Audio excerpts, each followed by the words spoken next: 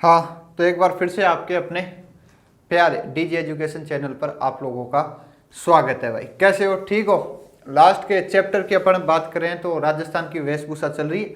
जो पुरुषों की वेशभूषा है वो अपन ने पूरी कर ली थी। आप लोगों को याद होगा कि अपन ने पगड़ी की बात की थी। 5 मिनट लगेंगे, एक बार मैं रिवाइज करवा देता हूँ, फिर बाद में अपन आज आगे की क्लास में बात करेंगे। सबसे पहले अपन बात कर रहे थे वेशभूषा। वेशभूषा में सबसे पहले पुरुषों में सबसे पहले अपन ने बात की थी किसकी? पगड़ी की।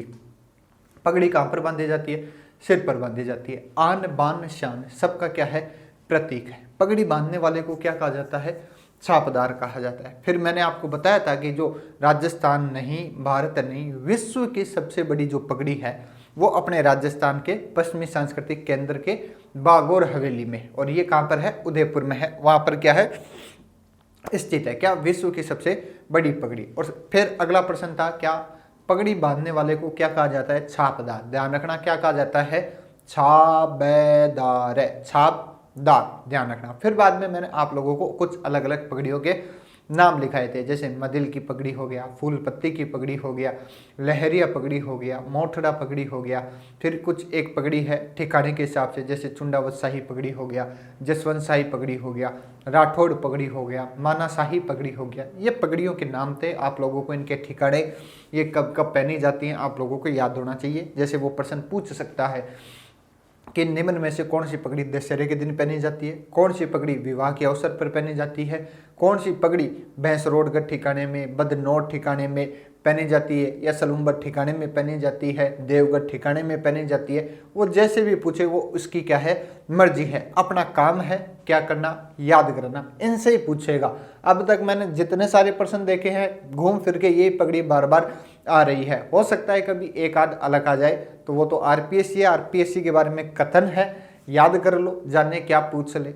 ठीक है, कौन से राजा का, उसके राजा का, उसके राजा का, उसके राजा का, पता नहीं, फालतू में बना के दे दे और अपन एक पर्सन के चक्कर में घूमते फिरे। तो ऐसी बात अपन को नहीं करनी है। अपन को जो लिखा हुआ है, ठीक है, जो आसपास के मार्केट में चल रहा है, क्या पूछ रहा है और क्या नहीं पूछ रहा है, ट्रेंड के हिसाब से अपन लोगों को पढ़ाई करनी है। फिर बाद में पगड़ी के बाद में मैं बात करूं तो अपन ने बात की थी अंगरखी, जो शरीर के ऊपरी भाग में पहनी जाती है। अंगरखी बख्तरी बोल दो। फिर बाद में ऊपर चोगा, नीचे धोती, कमर पर बांधने के लिए एक पटका जिसमें तलवार बांधी जाती है। ठीक है, कंधे से लेकर घुटनों तक एक वस्त्र लटकाया जाता है जिसका नाम क्या था? आत्म सुख था। फिर बाद में कुर्ता और पायजामा लिखवाया था, और एक लास्ट में लिखवाया था मैंने आपको ब्रिजेश। क्या? ब्रिजेश या ब्रिजेश ही बोलते हैं, मात्रा में एरफेर होती है। कई जगह ब्रिजेश बोलते हैं, कई जगह ब्रिजस बोलते हैं, एक ही बात है। ये क्या है? चूड़ीदार पायजामे के स्थान पर काम में लिए जाने वाला क्या है? वस्त्र है। एक बात छूट गई थी कल पुरुषों की पोशाक में। क्या? जोधपुरी कोट पैंट। सब लोगों को पता है जोधपुरी कोट पैंट क्या महत्व रखता है। इंसान पहनने के बाद में आदमी कम, राजा ज़्यादा लगता है। सीधी सी बात है। जोधपुरी कोट पैंट है वो अपना जो भारत है इसकी राष्ट्रीय पोशाक है। अब सोच सकते हो आप कि जोधपुरी कोट पैंट अपने लिए कितना मायने रखता है। शादी ब्याह में तो अलग ड्रेसन हुआ है, लेकिन जो रईस खानदान होते हैं वो लगातार पहनते हैं क्या? जोधपुरी कोट पैंट। तो बताने की जरूरत नहीं है जोधपुरी कोट पैंट क्या हुआ है। ठीक है, शादी ब्याह का मायने किसी को देखना है तो शादी ब्याह में देख लेना, कोई ना कोई बंदा, ठीक है, अपनी बंदी के साथ जोधपुरी कोट पैंट पहना हुआ दिख जाएगा। तो आज अपन बात करेंगे किसकी? महिलाओं की पोशाक की। महिलाओं की पोशाक में कुछ ज्यादा है नहीं। महिलाओं के श्रृंगार जो आभूषण है वो अपन को ज्यादा पढ़ने।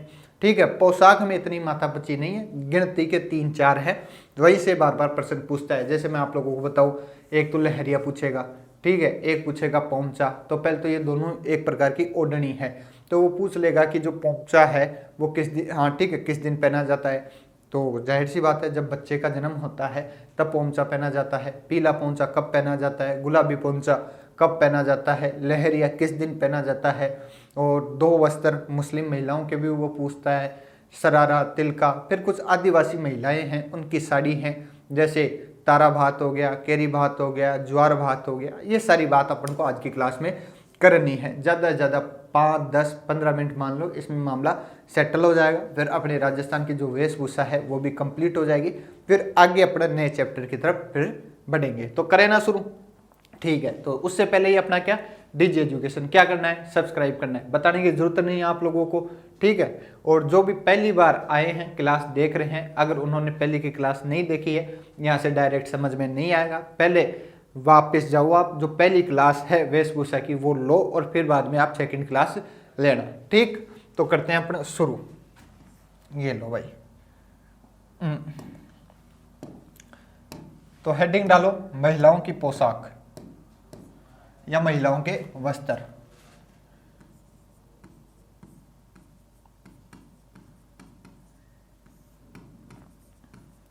वो एक बात छूट गई, वो लिख लेना आप, ठीक है। जैसे मैंने लास्ट में ब्रिजेश और ब्रिजेश लिखवाया था ना, उसके नीचे लिख लेना जोधपुरी कोट पैंट भारत की राष्ट्रीय पोशाक है, या भारत की राष्ट्रीय पोशाक जोधपुरी कोट पैंट है। आप लिख लेना नोट लगा के, क्या पता कभी पूछ ले। तो महिलाओं की क्या पोशाक या वस्त्र, एक ही बात है, महिलाओं के वस्त्र, ठीक है। तो महिलाओं के वस्त्र में सबसे पहले अपन बात करेंगे किसकी, पोमचा की। पोमचा, तो जितनी लड़कियां हैं, ठीक है, या जो बालिकाएं हैं, रीट की तैयारी कर रही हैं, फर्स्ट ग्रेड सेकंड ग्रेड या आरएस के हिसाब से, तो उनको सबको पता होगा। लड़कों को भी आधों को पता होगा, आधों को नहीं पता होगा। तो बताओ पोमचा क्या है, बताओ। देखिए कुछ नहीं है, एक प्रकार की क्या है, ओढ़नी है। ओढ़नी कह सकते हो आप, एक प्रकार की क्या है, ओढ़नी है, जो बच्चे के जन्म पर क्या है, ओढ़ी जाती है। तो लिखो यह एक प्रकार की ओढ़नी है।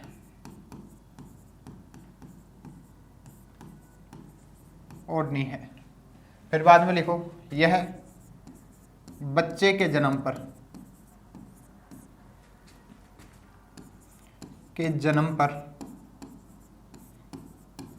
पहनी जाती है, पहनी जाती है। यहां तक प्रश्न नहीं पूछता, ये सबको पता होता है कि पोमचा क्या है, ओढ़नी है, बच्चे के जन्म पर पहनी जाती है, ठीक है। प्रश्न आगे पूछता है क्या, बच्चा। बच्चा दो प्रकार का हो सकता है, एक लड़का हो सकता है, एक लड़की हो सकती है। क्या हो सकता है, लड़का हो सकता है और लड़की हो सकती है।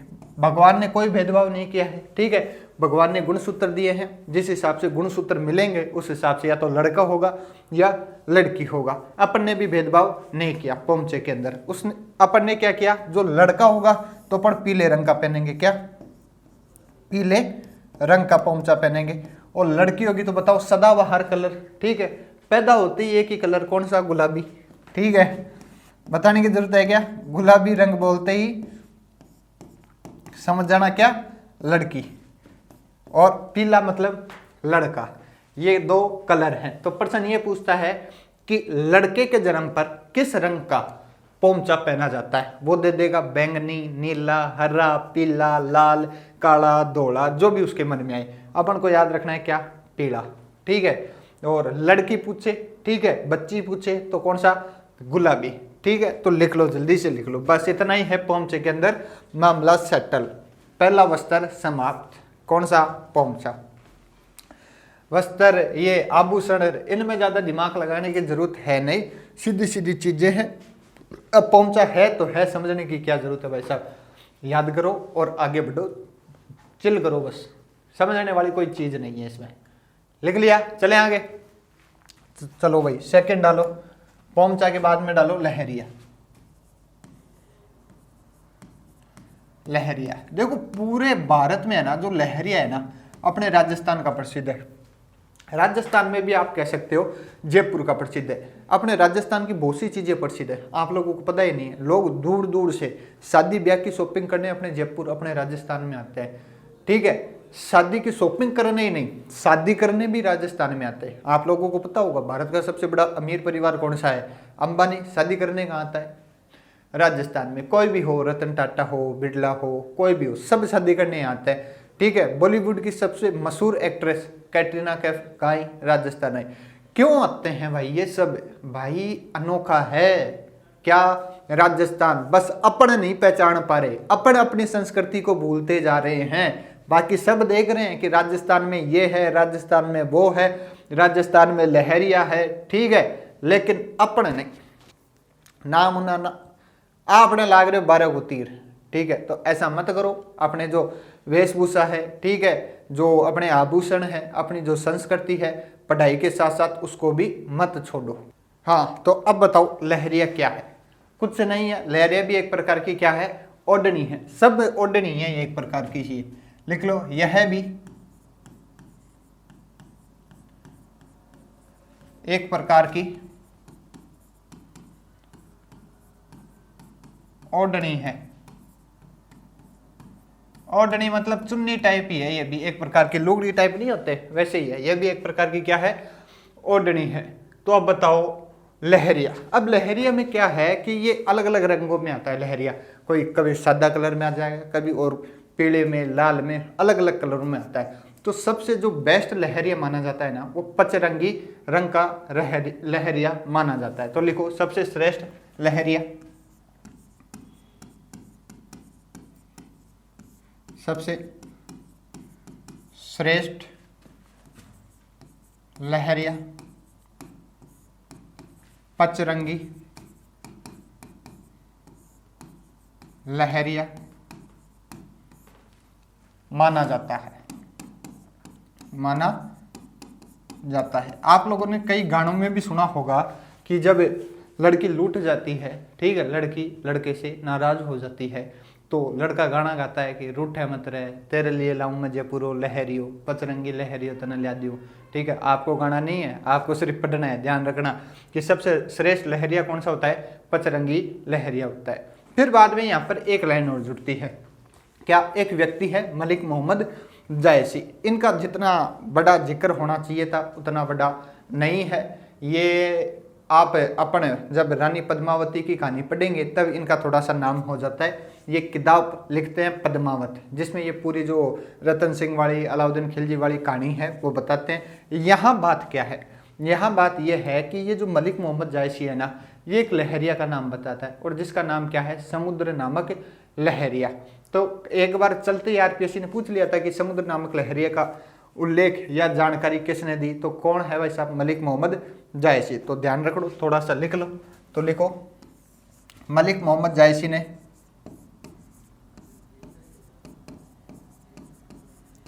मोहम्मद जायसी ने समुद्र नामक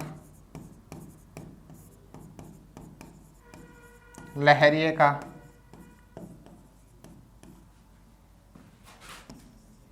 उल्लेख किया।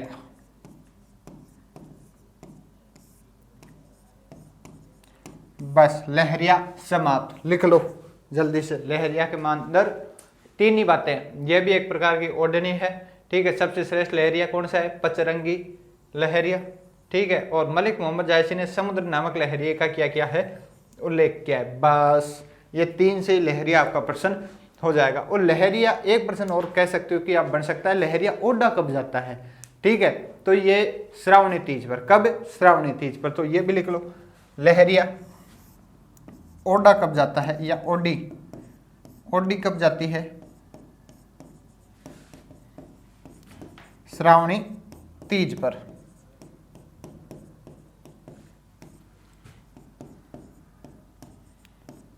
तीज पर, ठीक है भाई। बस, श्रावणी तीज। और कुछ लिखाएं क्या? है दो तीन बातें, लेकिन अपने काम की चीज है नहीं। अपने काम की ये चार चीजें हैं। लिख लिया, चलें आगे। तो मेजर जो थे जहां से महिलाओं से प्रश्न पूछता है, एक तो पोमचा था और एक लहरिया था। अब लिखना चाहो तो दो तीन के नाम और लिख सकते हो आप। जैसे ये दो हो गया, दो के बाद में लिखना तीसरा लहंगा। बताने की जरूरत नहीं है क्या है, लेकिन कभी प्रश्न नहीं पूछेगा। लहंगा के बाद में घाघरा। अब कुछ तो सोच रहे होंगे कि सर ये क्या पढ़ाने लग गए, लहंगा घाघरा, ठीक है, कुर्ती। लेकिन क्या करें, वस्त्र है।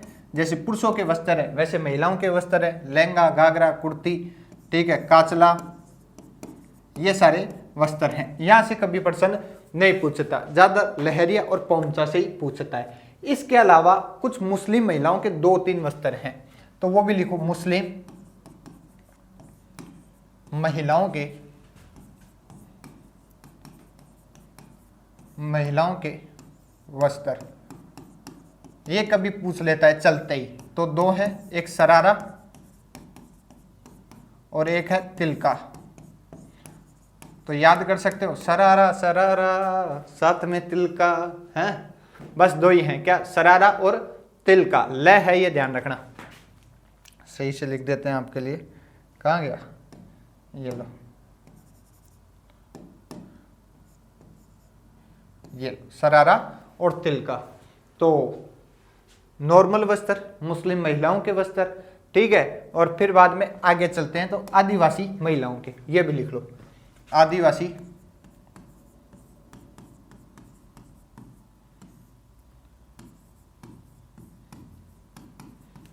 महिलाओं के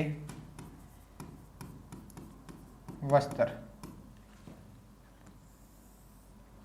तो लिखो, पहला लिखो जामाशाही, जामाशाही साड़ी, ठीक है। तो जामाशाही जो साड़ी है ना, ये विवाह के अवसर पर पहनी जाती है। लिखो, यह है विवाह के अवसर पर, विवाह के अवसर पर पहनी जाती है, ठीक है भाई साहब। कुछ वस्त्र ऐसे होते हैं जो खास मौके पर पहने जाते हैं, जैसे दूल्हा शेरवानी कब पहनता है, विवाह के समय। वैसे ही आदिवासी जो महिलाएं हैं या जो पुरुष हैं, उनमें भी कुछ वस्त्र ऐसे हैं जो खास मौके आने पर ही पहने जाते हैं। जैसे कुछ लोग होते हैं ना, जिनसे कुछ खास बातें, ठीक है, खास वक्त पर ही की जाती है, वैसे वस्त्रों में भी है। तो जामाशाही जो साड़ी है वो कब पहनी जाती है, विवाह के अवसर पर। ध्यान रखना, कब, विवाह के अवसर पर। सेकंड लिखो, आदिवासी महिलाओं की साड़ी में नांदना, नांदना या नानड़ा, ठीक है। ये क्या है, ये थोड़ा ध्यान रखना, ये आदिवासियों का अब तक का सबसे प्राचीन वस्त्र है। क्या है, आदिवासियों द्वारा प्रयुक्त में लिए जाने वाला सबसे प्राचीनतम वस्त्र है। यह नीले रंग की एक क्या है, छींट है। क्या है, छींट है। तो लिखो, यह है आदिवासियों द्वारा या आदिवासियों द्वारा प्रयुक्त में लिया जाने वाला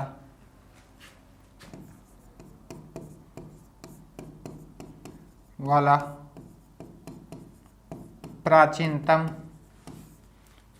वस्त्र है। फिर लिखो, यह नीले रंग की एक छींट है। बस, नीले रंग की एक क्या है, छींट है। जामाशाही, नांदड़ा या नानड़ा। लिखो, 4-5 और हैं आदिवासी महिलाओं के वस्त्र या साड़ी कह सकते हो। महिलाओं के वस्त्र, साड़ी, साड़ी एक प्रकार की ओढ़नी, कुछ साड़ी हैं। जैसे अब लिख लिया आगे, फिर बताता हूँ आप लोगों को। लिख लिया ना, चलें आगे। तो चलो, कौन सा दूसरा हो गया। फिर बाद में लिखो कटकी, तीसरे नंबर पर लिखो कटकी, या कई बार इसको पावली बात भी बोल देते हैं, पावली भात। ये अविवाहित जो बालिकाएं होती है ना, वो ओढ़ती हैं। तो लिखो, अविवाहित बालिकाएं ओढ़ती हैं, ठीक है भाई साहब। अविवाहित बालिकाएं ओढ़ती हैं। आपसे प्रश्न पूछ सकता है वो कि निम्न में से कौन सा वस्त्र अविवाहित बालिकाओं द्वारा ओढ़ा जाता है। तो कौन सा है, कटकी या पावली बात, ठीक। फिर आगे लिखो, चौथा ताराबात। बस, इसमें कोई खास बात नहीं है। पांचवा लिखो केरी बात। फिर छठा लिखो ज्वार भात। बस, इतने वस्त्र हैं आदिवासी महिलाओं के, ये आप लोगों को याद हो जाएंगे। वैसे पावली बात हो गया, तारा बात, केरी बात, ज्वार बात। एक दिमाग और लगा सकते हो, क्या, जहां पर भात दिखे, ठीक है, जहां पर अधिकतर चांस है जहां पर भात दिखे, आदिवासी महिलाएं, आप टिक कर सकते हो। 100% आपका प्रश्न क्या हो जाएगा, सही हो जाएगा। तो ध्यान रखना, तारा बात, केरी बात, ज्वार बात किसके वस्त्र हैं, आदिवासी महिलाओं के वस्त्र है। कटकी या पावली बात है, वो अविवाहित बालिकाओं द्वारा क्या की जाती है, ओढ़ी जाती है।